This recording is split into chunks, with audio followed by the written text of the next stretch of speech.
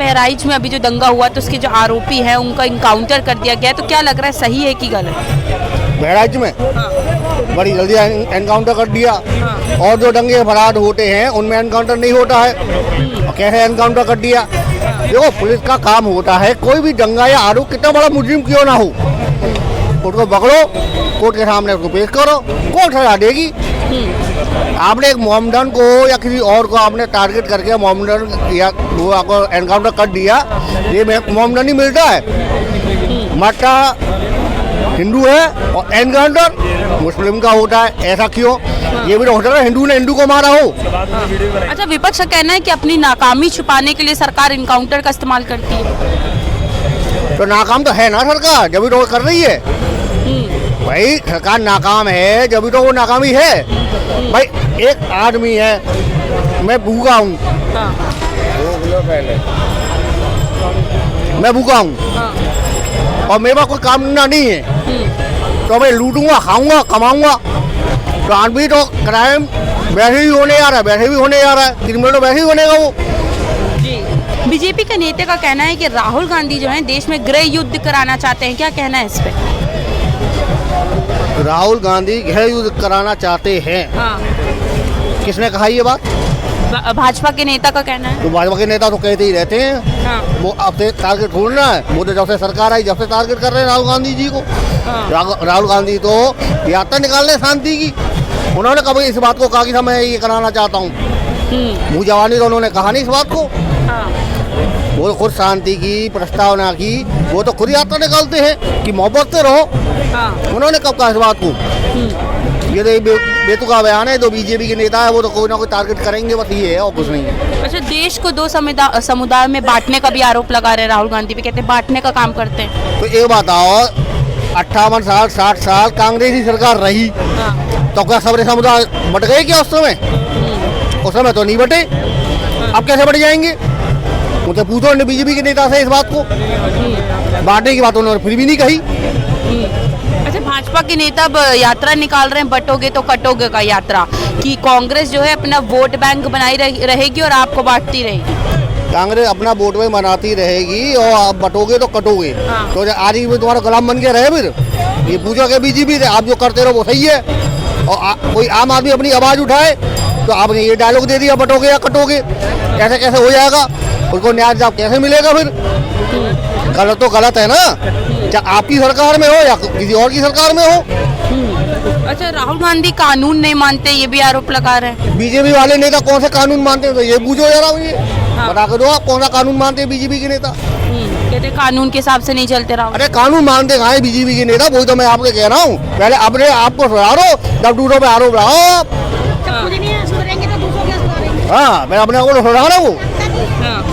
तो लगातार जो बंटवारे का आरोप लगा रही है भाजपा की, जाति के बारे में क्यों पूछते रहते हैं, लगातार जाति बांटने का काम कर रही है? जाति बात ये है कि उनको अपनी जाति नहीं पता, तो राहुल गांधी की भी जाति भूल लेते हैं, कभी किसी और की जाति भूल लेते हैं, कभी अखिलेश यादव को भूल लेते हैं। उनको अपनी जाति तो पता ही नहीं है, उनकी जाति क्या है, ये है बस। तो क्या लगता है चुनाव से पहले फिर एक नया नैरेटिव सेट करना चाह रही है भाजपा की, बटोगे कटोगे का यात्रा निकाल रही है? ये उनका पहला नहीं है, ये बहुत पुराना डालो हो गया, बटोगे तो कटोगे। तो आदमी गुलाम बन के नहीं रहना चाहता बीजेपी का। क्या कहना है? देखिए, भाजपा का नेता कह रहे हैं कि राहुल गांधी गृह युद्ध कराना चाह रहे हैं देश में, बांटने का काम करते हैं। बांटने का काम वो नहीं कर रहे हैं, ये छीनने का काम कर रहे हैं ये बीजेपी वाले। अच्छा। इनको सत्ता चाहिए। आपको याद होगा, इनका एक नारा, ये इनका एक बात थी, एक इलेक्शन एक कार्ड, राशन कार्ड, और ये एक करने के चक्कर में इसके अंदर में कितनी त्रुटियां निकलती है, कितने को नुकसान होता है, अमीरों का फायदा, गरीबों का नुकसान। ये सब जब उन्होंने राहुल गांधी ने जब जनता के सामने पेश किया और जनता समझ चुकी है कि ये हमारा खून पीने के लिए ये सारे हथकंडे खेल रहे हैं, तो ये क्या कर रहे हैं पता है? तो उसी के लिए इन्होंने साम दंड भेद ये सब फार्मूले आजमा के देखे, मगर इनकी पार्टी जो है कभी भी एक इलेक्शन एक वोट राशन कार्ड के पीछे में कामयाब नहीं होगी। और इनको जो है आज दो पहले जब उन्होंने 15 लाख देने का वादा करके जो लोगों को लुभाया था, तो वो वोट उनको बहुमत से मिला था। उनकी पार्टियों में इतनी घमंड आ गया कि इनका घमंड जो है अभी चूर चूर होते जा रहा है। और इनका घमंड चूर होते जा रहा है तो ये सोचते, ये हाथ पैर मारते हैं इधर उधर कि हम कहाँ करें, क्या करें। तो ये आज जो बात हो रही है ना इधर जगह, हर जगह पे, कि यहाँ पे आंदोलन हो रहा था, यहाँ पे जुलूस निकल रहा था, वहाँ पे पथराव हो गया, वहाँ पे अच्छा, तो उसको मतलब सत्ता से जाने का डर सता रहा है। सत्ता से जाने का डर भी सता रहा है।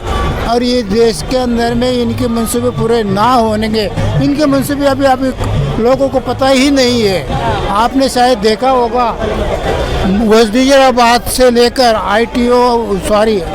ओखला तक जितना भी खादर एरिया है, वो खादर एरिया जो था वो किसी ज़माने में वहाँ पे खेती होती थी, वहाँ पे नर्सरियाँ होती थी, वहाँ पे मकाने, वहाँ पे सब कुछ होता था। वहाँ पे कॉलोनियाँ भी बैठी थी छोटी छोटी, मगर वहाँ पे उन्होंने सब टोटल खाली कर दी ये ज़मीन। ये इनके एक समय इनकी। अच्छा, मोदी जी भी तो कह रहे थे कि अपना वोट बैंक बनाने के लिए कांग्रेस लगातार बांटती रहेगी लोगों को। अभी मेरी बात पूरी कहा, सुनिए आपने। हाँ।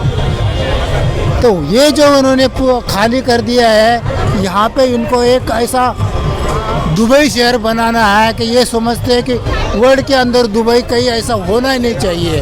हम ऐसी बनाएंगे इस दुनिया को, वैसा करेंगे, ये करेंगे, वो करेंगे, हेरिटेज गार्डन बनाएंगे। ये कुर्सिया घाट को क्या बनाया उन्होंने? आप कुर्सिया घाट गई कभी? नहीं गई। कुर्सिया घाट में सारे लोगों को बुलडोजर चला के भगा दिया वहाँ से। अरे यहाँ पे थोड़ी सी एक लाइन खींच दी, रोड बना दिए गए, दो हाथी खड़ी करके रखे, जैसे मायावती ने हाथी जैसे बनाए ना पत्थर के, ऐसे खड़े करके रखे हुए हैं। उसके बाद में वो जो रास्ते बनाए, तो उस जगह पे।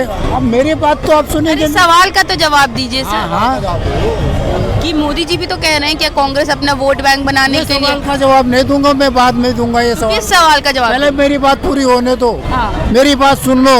हाँ। सवाल के जवाब के लिए सारी दुनिया जिंदगी पड़ी है, लेकिन सवाल ये है कि आज जो सामने आना चाहिए वो सामने नहीं आता। मीडिया वाले क्या नहीं आ रहा? सवाल यही सामने आना चाहिए कि जिसके घर इन्होंने उजाड़ दिए हैं, आज वहाँ पे जाके देख लीजिए वजीराबाद में, वहाँ पे उसको 280 मकाने तोड़ दिए उन्होंने, किसी को कुछ मिला?